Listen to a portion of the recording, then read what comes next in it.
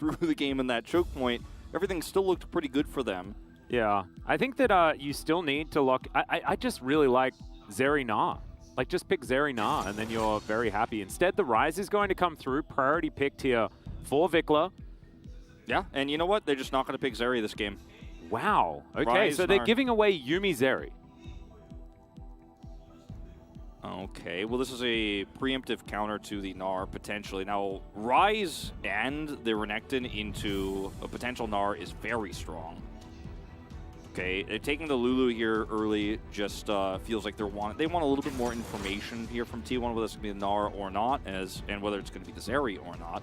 Yeah. Lulu very strong into a lot of different options at the moment. As it looks like Owner is, like, maybe I'm going to get my Lee Sin here. He's got to slap himself back to sense. No, we can't prioritize that pick right now. This is not what we need. We need the Zeri and we need the Gnar. But, like, Yuumi Zeri Na? Really? This is, like, obscene. T1 get everything that they would want. Well, yeah, I mean, I think he was joking, like, can I get my Lee Sin? And they were like, I'm sorry, man. It's not going to happen this time around. Didn't Faker say in an interview coming into the summer season that Master Yi will probably get played or something like that? Yeah, like, yeah, like there are so many picks that are viable at the moment. So, I wouldn't be surprised if Master Yi got played. If there is one player besides Deft in the LCK that I trust that might be able to pull off Kog'Maw Lulu, it would be Amy right now. With how great he has been at late game scaling compositions, and if he just is willing to actually pull this one off here now, I think it would be a huge statement from him. And if they're able to also win and beat T1 here, it'd be the second team to do so. It would be amazing. But the other alternative, which was what I was going to say before they locked it in, but they locked it in faster than I could say it, is the more common Twitch response here, I think, is what KT were planning on. When it will come through here is we could have had the extreme late game slow game, could have been tank Rise, but no, going to be a little bit more tempo based here. Is Orianna is face up here for Faker, but it also is not very easy to counter just yet because you don't know what else T1 is going to be running. You have no idea what the jungle pick is. Yeah, I do like the Orianna just because it gives more buttons to press onto Zeri. The idea with any Zeri composition is she is the main character. She is the only one that you really need to worry about. And they are going to protect her even more here with the Skarner being banned away. Cuz is going to have to play a different champion. The Lee Sin off the table. On the table. Available to be picked from either of our junglers. Might be something banned that, here. Yeah, KT could just ban it. Yeah. There it is. Okay, never mind. Surprising to no one, unfortunately. I mean, you wouldn't ban this against any other team, but against T1 you do. Yeah. So, you know, and much to the chagrin of Owner, unfortunately, as Wukong is also very strong with this Twitch pick. We've seen that be a very strong, I don't want to call it a duo, but strong combination in terms of setting up fights. You have the Lulu to knock up additionally on top of the double Cyclone, and the Twitch just does from a million miles away enough damage to take out a Zeri or anyone who's caught by that combo, so I like that ban. Might just be a Viego angle here for Cuz. I think Poppy makes the most sense, and he will lock it in. But yeah, Cuz has been a good Poppy player, but I think denying that from Owner, putting him onto something else could be a good idea. Yeah, I mean, the Poppy pick here doesn't scream strong to me because it's a Twitch Lulu lane, and obviously she has a lot of utility around mid-game skirmishes and around objective fights later on, but I think Viego would have been a lot stronger for what this comp does in terms of damage output. So it looks like Zeus will be moved off of the Gnar, very squishy when he's not in Mega Gnar in this comp, and they want a little bit more frontline. Now, Orianna, Diana, I think might be a bridge too far here. Yeah, not my favorite. I do like the Nocturne though, because if you ever see the Twitch, if he ever comes out of his ambush, you're like, goodbye. As Carrier is playing with our hearts once again. I don't know whether it's the Master Yi angle this time around, as Nocturne is going to be locked in. What? No, that doesn't make any sense. No, he's sad. Something else. Imagine if you were trying to play Master Yi into an 80 carry that you can't Q. That would have been disastrous. As it looks like it is going to be the Gnar angle this time. With the Ornn there, it's too good of an opportunity to pass up. And Rascal will be able to harass them. They will have some power there. Later on in team fights, they have a lot of engage. Oh, I like the Gnar a lot more, but Gwen, some side lane power here. Yeah. And my problem with going for the Gwen is that with a Nocturne on the other side, your side laning is not going to be very strong because you will always be vulnerable to getting Nocturnal. It doesn't matter if you think it's a 1v1, it never really is because Nocturne will just get on top of you. You think you're immune, but it's Nocturne. He's inside of your mist, and he's going to be doing a lot of damage to you. He's going to Stride Breaker you, and he won't be able to get away. You can obviously macro play it and be like, it's okay, Rise is also showing up because he's got Realm War, but I don't think that relies on a lot of map control that KT won't necessarily have. I do think these are the most unique compositions we've had of the day. They're the most execution-based. It's the least like, okay, did Zeri get ahead? Okay, we win. Did she not? We fell too far behind and we lose. I think it's very much going to be throughout early to mid to even late. Going to be all about execution. Whoever has the most map control and has the best setup for team fights will be the winner. This is, I think, of the three as a result, the most skill-based draft matchup we've had in this best of three as well. Yeah, and I think that Faker is either he's already got to the 4,000 assists or he's very, very, very close. So this might be the game, as we could break a whole bunch of records. Of course, Carrier as well. He's moving very, very close to eclipsing Beryl and making it to 2,000 as well, 2,000 and a bit. So definitely a lot of records to be broken here, but T1, they do manage to get the Zeri Yuumi this time. I think that the Yuumi is the biggest piece of the puzzle for these bottom lanes. Yuumi Twitch, very powerful. Twitch Lulu, not quite at the same level because you can't ambush and then have the cat with you. Like we saw Ruler dominate the lane with when he was playing the Twitch Yuumi. I think it's a very weak Twitch pick. I think it's one of the weakest parts of this draft. But if it gets ahead, if it is played correctly, or if T1 make an error, very strong. And in the late game, it's still going to be very strong into Zeri, regardless of what happens early on. Going to make sure that doesn't snowball. Yeah, it's going to be a very interesting game to track the bottom side of the map. Let's get into it.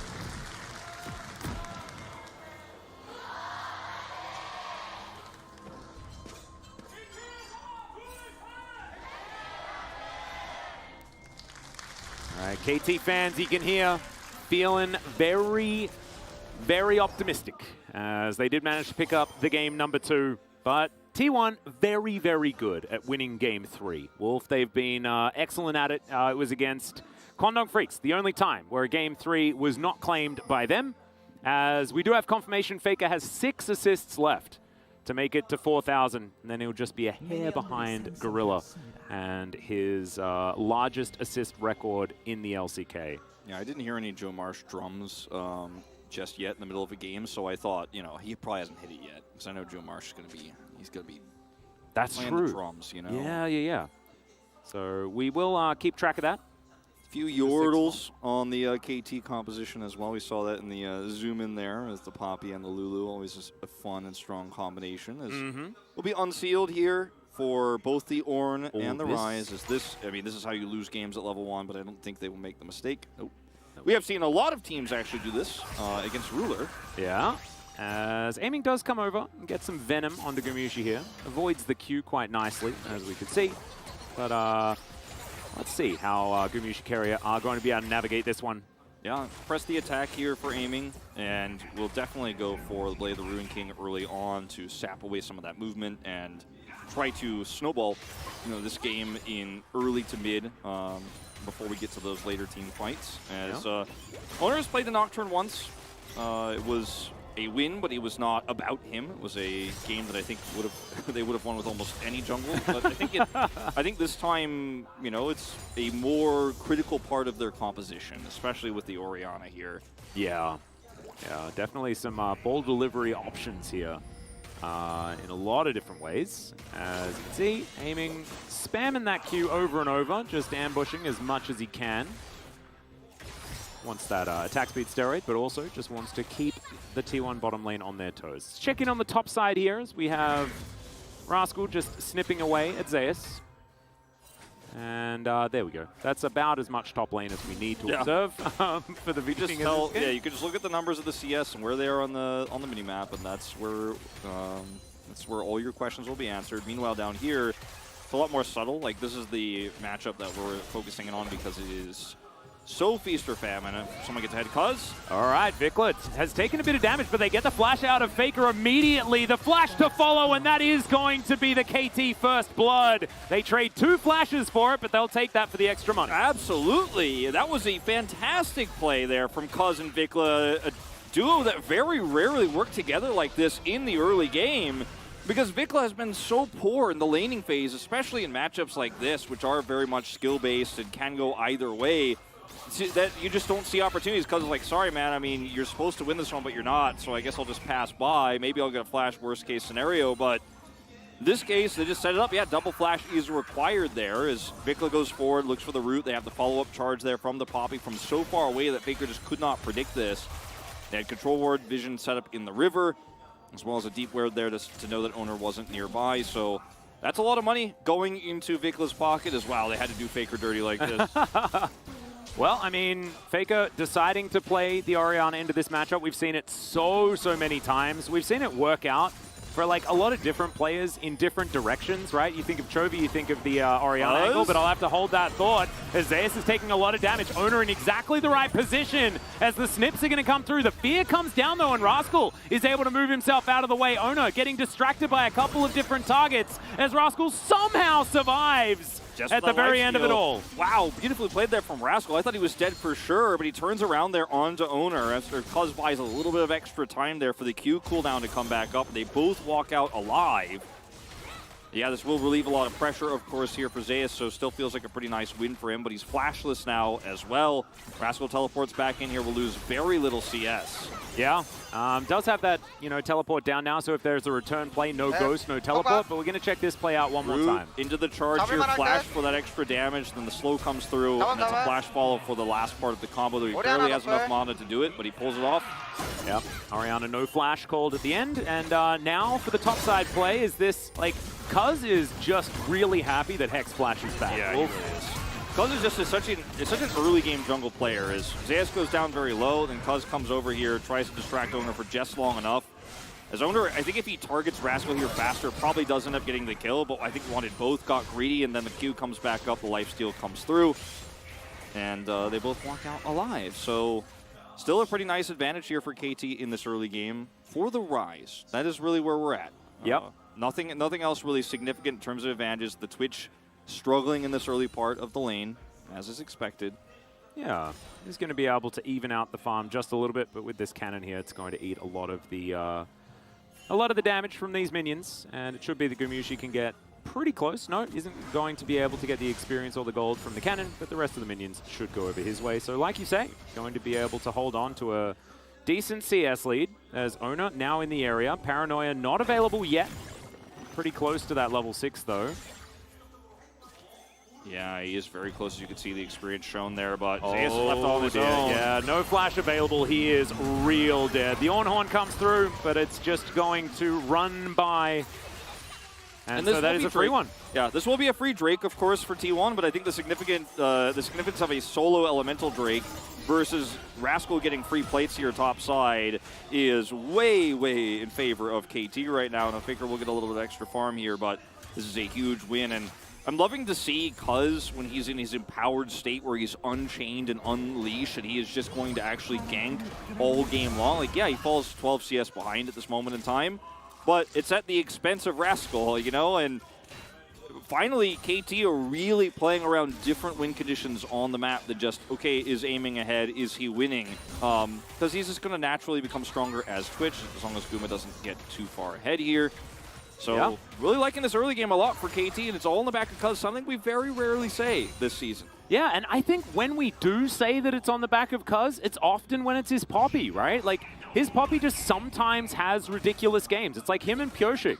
They just sometimes come out with this, with the really good Poppy angles, and it hasn't been for the last little while that we've seen it from Cuz. Yeah, it's definitely good to see it now. Yeah, this series, I should say, not obviously this game, but well, I guess it is actually because it was Owner who played it last times, and like I've always been very impressed with Cuz's Volibear, his Rek'Sai, and his Poppy, you know, because these are champions. Trundle as well, honestly, for him. These are champions where you could just say, you know what, I will kill you. Yeah. And Cuz likes to, he's like, you know what, we're going to dive this turret. That is his playstyle. And when it's a meta that doesn't suit that, he struggles. And when he's having to babysit defensively aiming, he does fine enough, but he doesn't become the star player. It's not a POG angle. Right now, it is. Now, of course, the game is far from over, but just love to see it when Cuz is on his best. Yeah, exactly right. He's going to find Owner here, but yeah, you're probably not going to be able to win that one. But Phase Rush is going to allow him to speed his way out. Rascal with, well, lane priority. It's going to be able to move down towards this Rift Herald. Gumayusi and Keria, alongside Aiming and Life, are in this bottom side, so a 3v3 potentially available, but Vickler is going to get inside track. And that should mean that KT will be able to grab some control, but Realm Warp to come on forward. The ulti's going to buy a whole bunch of time as Cuz is going to make his way out. The Ornhorn comes on through, but the Needlework is coming down and Rascal's going to pick up the kill. And now Vickler looking for even more. It's a great defensive shockwave, but I don't think that it's going to be able to get T1 the advantage, especially with Zeus dead. They should still be able to stop this Rift Herald from going down, though, and that is great news. And Vickler's so incredibly low, but Zeri left the lane, so Aiming is just sitting on this one. And the thing is, KT, I think, don't need this Rift Herald right now. Like, it's not a requirement for them to win this, and KT now pick up an extra kill here. Control of this Rift Herald fight was theirs for so long that so many resources had to be expended. Faker's ult's down, Owner's Paranoia is down. So KT could just very comfortably push the top wave in, and then obviously force Guma to catch this bottom wave. Now let's see where this Herald does end up going and how much value it gets, because I may eat my words on this, but considering the state of the game run, great coordination set up by Cuz, picking Zeus once again. Faker has a really nice ult here defensively, and the damage he does to Vickler in this exchange, while Owner also has a nice spell shield, is what actually allows them to stop this Herald take. Also, Vickler eats a shot there from the Herald itself. So T1 not losing out massively here, but still a lot of gold now in this side lane. That is Rascal, and getting it ahead this early means that you don't just feel like, okay, it's going to be Nocturne who shuts this down. Not right now, like, not necessarily. Yeah, and Rascal now with the wave right near his turret. You can see Keria and Gumayusi moving up, though, and this was the kind of plate play that they made in game number 1 that really allowed them to move the game into the direction that they wanted. Good little knock up there as Rascal's going to dash out of the way of the final chapter. They're rotating up. The snare. KT definitely want to fight for this, and the thing is, even if they don't force the full fight, if they could delay this, it's going to be plates going down to Aiming. The first turret race. Vickler actually deciding to not head on over, does not have the Realm Warp available, is now Paranoia going to be used back onto the rise, gets the flash out of him, but T1 not able to continue getting plates there towards the top side. It's going to be equalized by Aiming on the bottom side of the map as well, as Rascal, once again, going to have to contend with a lot of members of T1 up here. Trading a plate for a plate right now here feels very good as KT. They don't have a Herald. Vickler lost his flash forward, of course, but still okay. All right, Aiming could be in trouble. He's not going to flash just yet. Ambush goes down. Zeus is still going to breathe on him, but the Brittle not going to get procced. He doesn't have flash, but Aiming's still going to have to get out. And Zeus should be able to claim himself a plate here towards the bottom side as well. Yeah, solo plate here for the Ornn feels nice. As over here, Guma and Keria not going to be under the threat of death, but will not be able to be grabbing any additional plates themselves either, especially with Cuz in the vicinity. So just wave clearing this one out this is the world we live in. A lot of lane swaps, a lot of trying to get 80 carries plates, and the one that's in control actually gets to make the swap choice, as Cuz will be seen on this controller. But Zeus is really the biggest winner of this at the moment, as Vickler now has Realm Warp, but doesn't want to come over here, doesn't want to lose control of mid. It's just going to teleport back to shut Faker down, who has a pretty significant CS lead, about 20 in his favor right now. And T1 have really played this last 3 minutes of passage of play so extremely well that even though KT had such a massive lead, a lot of that has kind of fallen by the wayside.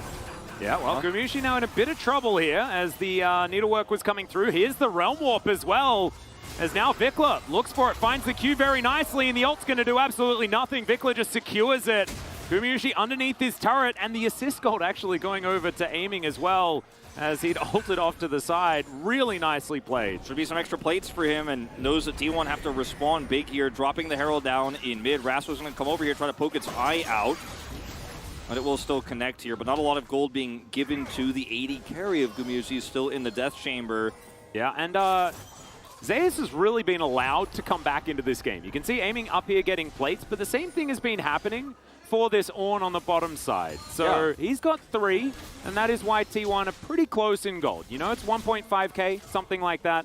But bottom lane farm has been going to the wayside here for KT. Now, Aiming has also been getting a ton of free farm here and a lot of extra solo experience because Life has been roaming around with his teammates. I feel like you said, the biggest loser here is definitely Rascal, because the lead he had, which would have been just an insane kingdom of side lane through the mid game, he now no longer has. And I think it's quite significant because if T1, I mean, with this Nocturne pick, you can shut down the side laning pretty well, but if you're super ahead as Rascal was, you don't feel as bad about that, as they're just going to force this turret. Yeah. This minion wave is going to go down. Faker was threatening, Wow. but just barely going to stay alive. And that's one last plate. They've got 10 seconds to be able to lock that one down. They might be able to get over there and take that one out, but the rest of KT are going to be rotating over. Rekkles completes his crown, and so the plate is going to go to the wayside. Stopwatch up here for Rekkles as well now. So this next fight here should be the one that KT looks to try to turn these Drakes around with. Blade the Rune King done for aiming as well. Well, Cuz is just diving on top of Gumayusi. Okay, the ult comes through, picks up the buckler and walks it out though. Gets a cleanse for nothing really. I mean his ultimate and Chilling Smite, so makes Guma a little bit more vulnerable for the time being. And man, this game is really on a knife's edge here because T1 are getting to the point where Guma's been farming for so long that he's going to be looking to buy a second item by the next break fight. Faker having to deal with Rascal here, who's got a lot of needlework available. Let's see whether the Alcove Gaming's going to work out. Just the dash over is helping out here. Cuz is going to move on up, though, as the Paranoia comes in as well. Faker's going to go down. Can Owner actually trade one back? The answer's yes, as Cuz looking to make it underneath this turret and will do so. It's a 1-for-1 in the end. Faker for Rascal. Now Rekkles here down towards the bottom side, just fighting against Zeus, but he'll be able to get rid of most of the minion wave and get himself out. Yeah, you'd feel bad about this as T1 if there were plates available for Rekkles to take, but he's just going to be deleting some minions here and autoing a regular turret, so not going to be too significant, but you could see the power of the accelerated Gwen here with this really fast Mythic. Just really difficult to actually punish her in a side lane, but imagine if she had just been given resources to actually continue to push that lead. They sacrificed a lot to give aiming a lot of gold here, and he hasn't been able to make the same sort of impact, unfortunately, just yet. So will be a trade of kills here. Rise also very accelerated in this game as KT. All right, big Ornhorn. That's a flash forward just to try and get some fear off. They had the shockwave there. The triple knockup from Zeus, though, as he's taking matters into his own hands. Aiming gets shielded up, but it's just not going to do enough. As now Cuz is running out. Rascal turns up, but he's way too late to this party. He'll pick up an exhaust on his way out, but that was basically a wipe here for T1 as they'll take Shirley as their reward. Certified Zeri moment. Now, Guma doesn't pick up any of these kills, luckily for KT, but this is the power of these scrappy fights against a Zeri in the mid-game where, suddenly the game could just end if KT give over that gold. Guma's going to grab this plate now finally with the interim, or rather the end of the turret. Plate faded away. But man, this is a huge turning point in this game for T1. They've basically leveled up to even up the gold here, and the theory behind the play is so greedy from KT. As we watch this, Rascal, of course, in a side lane feels good until the Nocturne shows up. So he's got a timer, or he's on a timer here to kill Faker. Does pull it off here with a little bit of help. Cuz steals the kill away, which is actually pretty annoying. And that's a trade 1-for-1. As we watch this flash play here for the Ornhorn. And KT have to be aware that at this stage in time, they do not have the damage nor the CC to win this fight. The follow-up knockup is amazing after the wild growth is there, and Rich is just out of luck. Yeah, just amazingly done. And the fact that he made that decision in like a split second as well. Absolutely amazing here from Zeus. As we've come to expect from this player, to be honest. Yeah. 3 kills here for Owner. And it's not ideal either. Like that, you definitely want those to be elsewhere, but I mean, it's going to give him a little bit more magic resist. Yep, you want to get some kills on Gumayusi as soon as possible here for T1. Exactly right. Faker is 2 assists away from 4,000, as we did make a slight error. Actually, no, he's 1 assist away. So we thought it was 6 at the beginning, then it was 5, and now I think it's only 4 that is required. 4 total looks like here, and he's very close to it. As aiming here now, again, starting to come online, but I think the Zeri is so much stronger at these parts of the game if everybody's grouped up for true 5v5s, which is why T1 feel amazing about starting this fight up on their terms here. No vision over the wall, but it's Zeus. Yeah, and immediately, Cuz is going to deny a Bellow's Breath. Aiming's going to pop up. There's the final chapter. Othy comes through to get rid of Zeus and the cat. It was a ult and Ornn get one free. Bye-bye crown here for Rekkles. Choke point still T1s. They've got a Zeri here. They've got an Ornn. No Ornhorn, but still with Extendo Beam, I just don't see any way here for KT. Realm Warp attempt. Yeah, we are just going to reposition KT here as the Drake is going down low. Here's the engage onto Zeus. He's probably okay with that as the Shockwave lands onto 3. They do manage to take it away, and Cuz steals the Drake. Owner's going to fall down as well, as now Vikla taking a lot of damage. Gumayusi standing his ground, but he has to flash to get himself out of the way. And KT just come in and take all of T1's stuff. Yeah, I mean, unfortunately, too, like the build here from Owner, he's not that survivable. And without an Ornhorn, Zeus also flashless here in the fight. Is just kind of left out to dry. Faker's follow-up ultimate is amazing, but the Drake is stolen away, and the damage is there for the Rise, who's very far ahead in this game. And you know, he didn't even have to stopwatch there. It's a clean team fight win for KT, and they stopped T1 from putting themselves on Soul Point here. I think if additional kills had gone over to Guma in that fight and not the Nocturne, I think he has enough damage to maybe turn this one around. As the Realm Warp here, it's like, okay, seems optimistic. Zeus is just completely left out to dry here. Look at Guma. He's just a little bit too timid to actually go into range of this Twitch because he knows that they're still trying to hold Drake aggro. They lose the Drake, so his sacrifice is not in vain. Does have to flash his way out of here. And things are looking now very good for KT in terms of map control, in terms of speeding this game up a little bit. And I'm worried about the side laning angle here too, because yeah, Owner went Stridebreaker and he can shut this this Gwen down eventually, but Rascal's starting to really get out of control. Yeah, he is. This is actually a very similar looking, you know, gold totals for what Zeus has been doing to Rascal all series. This time around, it's Rascal that does manage to get the edge. Of course, his team played around him a whole lot more this time, and his Gwen is going to be an absolute menace as this game continues. 3-0-3 onto Vikla as well. Like, man, this guy's had a fantastic game. That last Realm Warp was honestly, like, almost game, like, it was fight winning, but it might have been, like, backbreaking for T1. Yeah, I mean, the other thing, too, is if KT botched that engage and, like, say Zeus had held on to his Ornhorn, you Realm Warp like that, you actually might have just given Zeri 3 kills and the game could have ended there.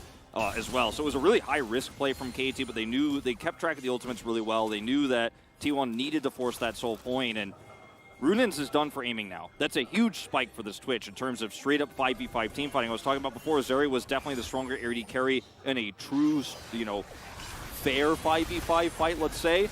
Where you're not holding Drake aggro now, you know, it kind of goes the other way. Ooh, Shockwave is going to be collected there by Rascal. Faker wanting to get a quick kill onto life, but he flashes to get himself out of the way. Still, high value as Zeus on a flank angle here. Bellows Breath and the Ornhorn available here as in goes aiming, just frontlining on the Twitch. Owner almost dead, Faker almost dead as T1 are still running away from KT, but they still win out on the trade.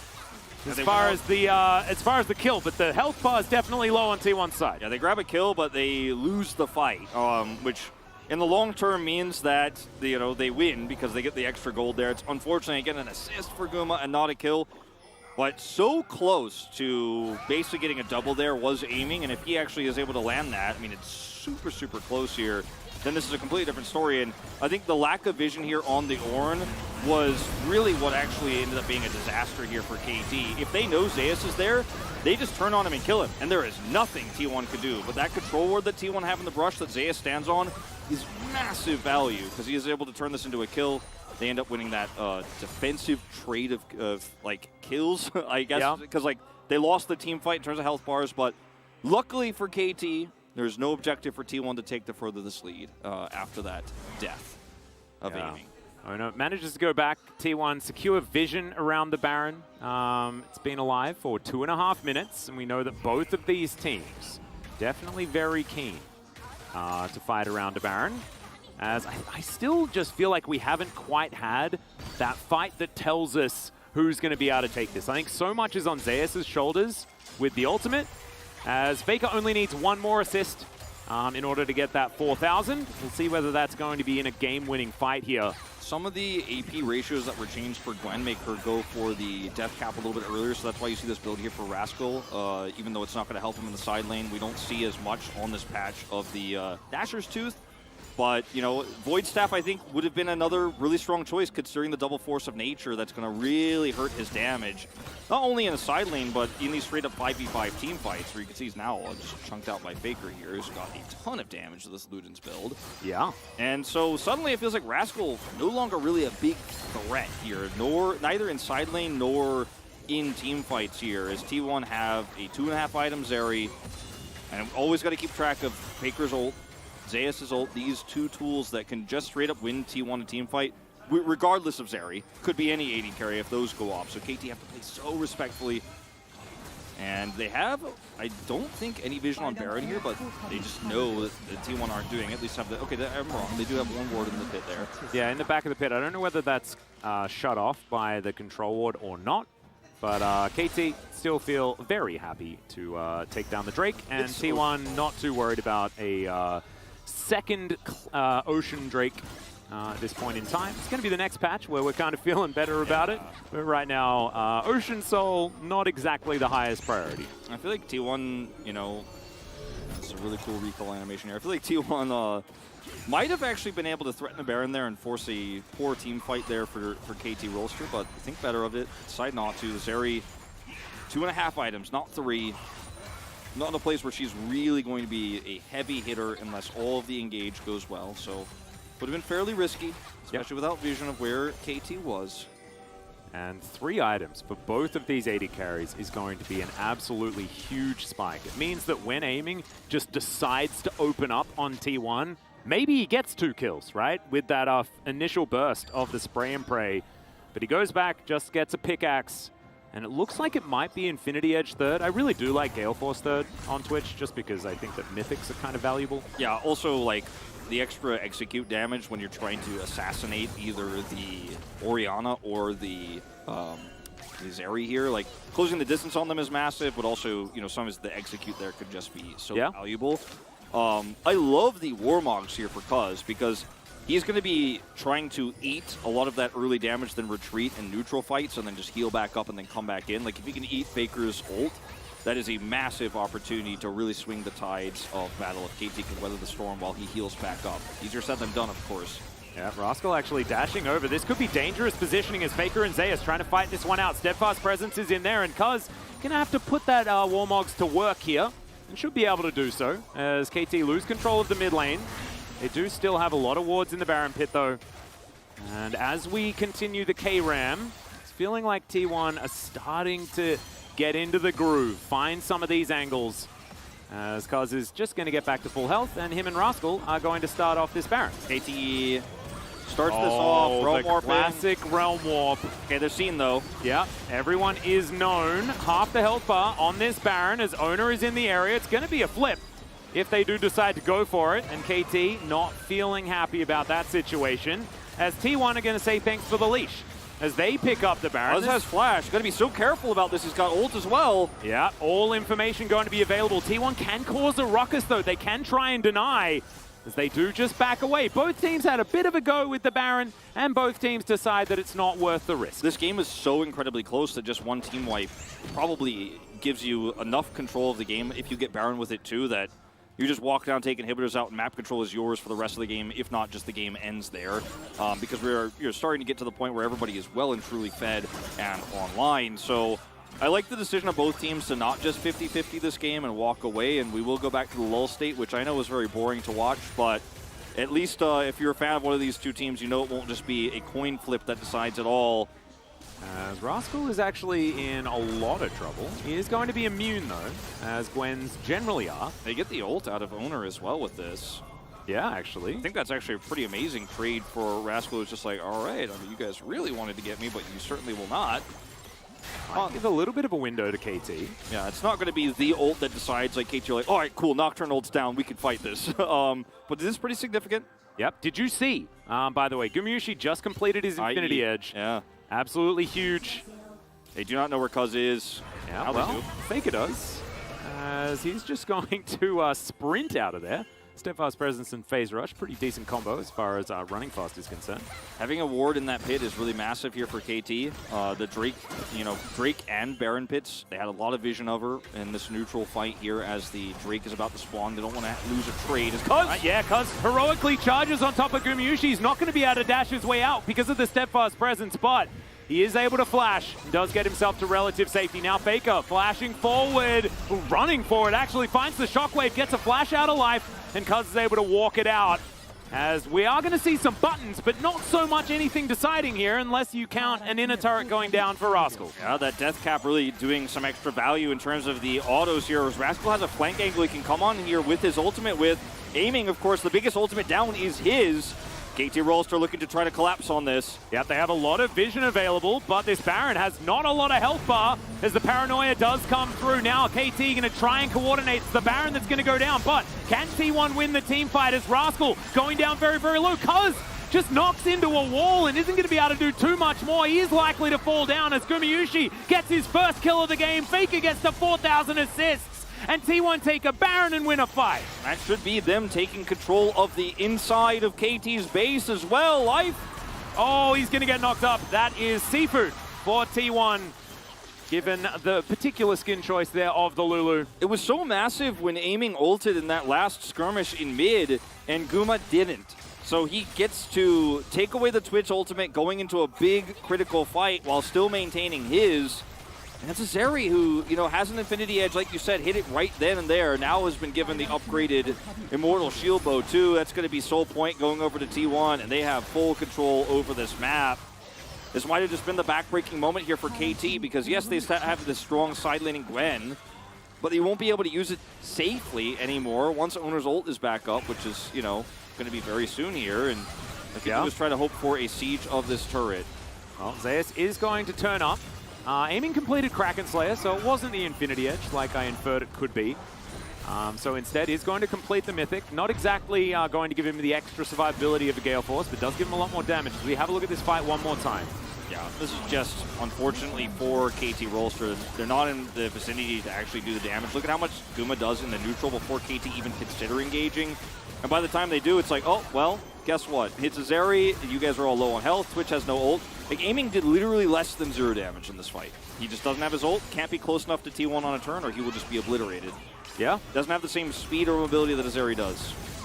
And then Life, once again, having the Lulu experience like he did in game number 1, just going down as soon as a T1 member looks at him. And now, T1, after being down in gold for the majority of this game, are going to hit a gold advantage and should be able to use this Baron buff to extend it even further. They still have 1 more minute. As Cuz, he ulted. He's going to get that refunded just a little bit because he didn't actually use it. But he's not going to be able to defend that inner turret. As Owner wrapping around. There should be an inhibitor here. KT just don't have the damage to follow up on this. If aiming ults here, you also have lost that tool once again. And Owner is just hanging out like, are you guys going to try to collapse? I'll turn the lights off. Yeah, just keeping on threatening. His paranoia has been so valuable so far. And especially when you have an advantage. Yep, like you say, the inhibitor turret's going to go down. Inhibitor to follow, as Shockwave is not going to find aiming, who manages to sprint his way out, and now a Realm Warp to come on forward. Vikla just kind of, Rascal by himself, as Aiming's trying to do damage, but Zeus just denying him completely. Now Aiming's able to try and kite this one out as Owner goes golden. Aiming's still alive for now, but the rest of his team is evaporating. And KT will unfortunately fall to maybe a pentakill for Gumayusi. T1 say goodnight to the telecom war with over 4,000 assists on Faker and the second pentakill of the season against the man that got the first one. Beautiful play from Guma there in the end, but at the end of the day, it's KT losing map control for just 1 second. Not being able to take the Baron, not having that critical aiming ultimate there on the Twitch. In the last fight, you see they're trying to, as they roam more forward, knock the Ornn away, because without the Ornn frontline, maybe the Twitch actually has enough freedom of damage to actually pop off there. But it's Bellow's Breath that stops the Poppy ult from knocking him away. Not a very strong engage opportunity there for KT. And then, you know, Aiming's like, I'm trying to pop off, I'm trying to do the damage. And Guma's like, Ruin and Hurricane, that's my kit. That's what I do. I bounce the damage, I AoE everybody, and I have the better items.